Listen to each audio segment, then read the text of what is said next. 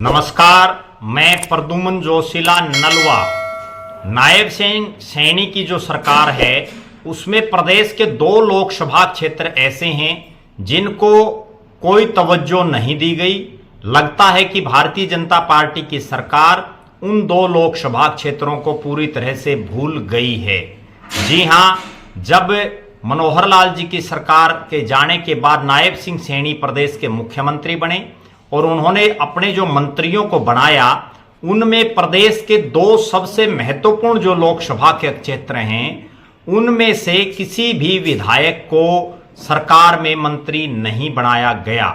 जी हां, नरेंद्र मोदी और भारतीय जनता पार्टी की सरकार ने इन दोनों लोकसभा क्षेत्रों को पूरी तरह से अनदेखी कर दी है और ये वो लोकसभा क्षेत्र हैं जहां से बीजेपी के सांसद भी हैं, बीजेपी के विधायक भी चुने गए हैं। उसके बावजूद इन दोनों लोकसभा क्षेत्रों से किसी भी विधायक को मंत्री ना बनाना एक बहुत बड़ा सवाल खड़ा करता है।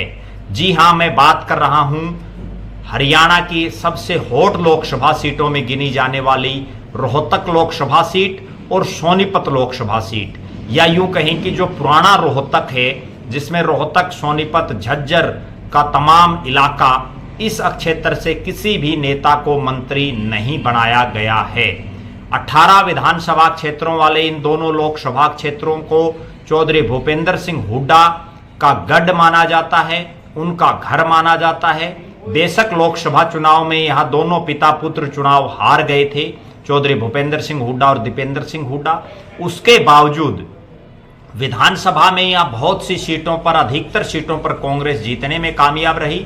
अब चूंकि मंत्रिमंडल के विस्तार में इन दोनों लोकसभा क्षेत्रों की पूरी तरह से अनदेखी कर देने से विधानसभा चुनाव में भी और लोकसभा चुनाव में भी भारतीय जनता पार्टी की सरकार को बड़ा भारी नुकसान हो सकता है। इन दोनों लोकसभा क्षेत्रों की अगर बात करें तो सर्वप्रथम हम बात करते हैं रोहतक लोकसभा क्षेत्र की, जिसमें 4 विधानसभा क्षेत्र झज्जर जिले के आते हैं। झज्जर, बेरी, बादली और बहादुरगढ़, इन चारों विधानसभा क्षेत्रों में कांग्रेस पार्टी के विधायक हैं। उसके बाद अगर बात करें रोहतक जिले की जो 4 विधानसभा सीटें हैं उनमें गढ़ी, सांपड़ा, किलोई, रोहतक और कलानौर, इन 3 सीटों पर कांग्रेस जीती है, जबकि चौथी सीट महम पर निर्दलीय विधायक जीते हैं। इसके बाद एक विधानसभा सीट इस लोकसभा में ऐसी है कोसली, जहां से लक्ष्मण सिंह यादव भारतीय जनता पार्टी की टिकट पर जीते हैं, बीजेपी के विधायक हैं। और मनोहर सरकार का जो पार्ट 1 था उसमें कोसली के जो विधायक थे विक्रम सिंह यादव, विक्रम सिंह ठेकेदार, उनको मंत्री भी बनाया गया था। लेकिन इस बार पूरी रोहतक लोकसभा सीट से जीते एकमात्र जो विधायक हैं विक्रम सिंह यादव बीजेपी के, लक्ष्मण सिंह यादव बीजेपी के, उनको जो है मंत्री नहीं बनाया गया है। लक्ष्मण सिंह यादव को मंत्री ना बनाने से रोहतक लोकसभा पूरी तरह से सत्ता से दूर हो गई है। अब बात करते हैं सोनीपत लोकसभा क्षेत्र की, जिसमें सोनीपत जिले के 6 विधानसभा क्षेत्र आते हैं, जिनमें सोनीपत, गोहाना, खरखोदा और बड़ौदा, ये 4 विधानसभा सीट ऐसी हैं जहां से कांग्रेस के विधायक हैं। और गन्नौर और राई, इन 2 सीटों पर बीजेपी जीती है। राई से मोहनलाल शर्मा बड़ोली प्रदेश के महामंत्री भी हैं, बीजेपी के विधायक बने हैं, उनको मंत्री नहीं बनाया गया। हालांकि उनका नाम चर्चा में था लेकिन उनको मंत्री की कुर्सी नहीं मिल पाई।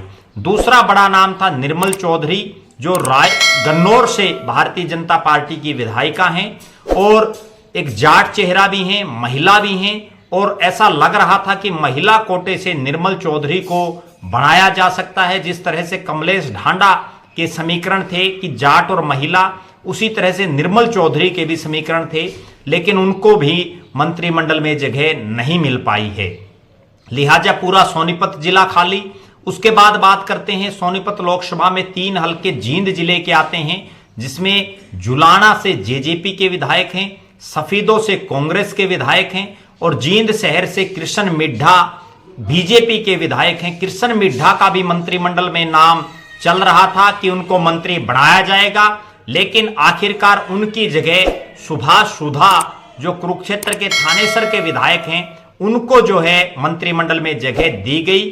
कुल मिलाकर के कहा जा सकता है कि जो जाटलैंड है, रोहतक और सोनीपत, जिसको प्रदेश की सबसे हॉट सीटों में गिना जाता है, उन दोनों ही लोकसभा क्षेत्रों से प्रदेश की सरकार में कोई नुमाइंदगी नहीं हो पाई।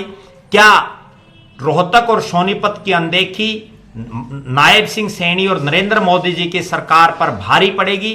क्या आने वाला जो लोकसभा और विधानसभा चुनाव में इनका खामियाजा भारतीय जनता पार्टी को भुगतना पड़ेगा? क्या ये तमाम पूरा इलाका एक बार फिर से चौधरी भूपेंद्र सिंह हुड्डा और कांग्रेस पार्टी के साथ लगेगा? इस पर हमारी नजरें बनी रहेंगी। आप लगातार हमारे साथ बने रहें।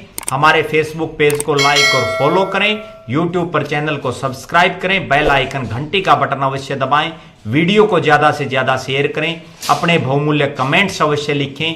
बहुत बहुत धन्यवाद। आपका अपना प्रद्युमन जोशीला नलवा।